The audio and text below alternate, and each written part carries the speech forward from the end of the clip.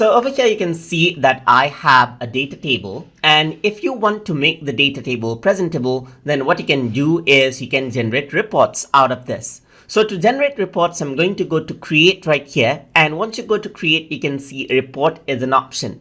So once you click on report, what happens is that this is in a more presentable format, as you can see right here. This is in table format right here. And what you can do is you can go around into the format option and then change around things according to what you like. Let's say, for example, if you want to change around the heading color right here, you can select red just like this, and that is what you have. You can go around over here, select red like this as well, select this out. You can go around and choose the background color as you wish as well and give this the look you want. So similarly, you can go around and work around with this. You can simply go around right here, select everything out right here, bold this out, or maybe format it in the way you want.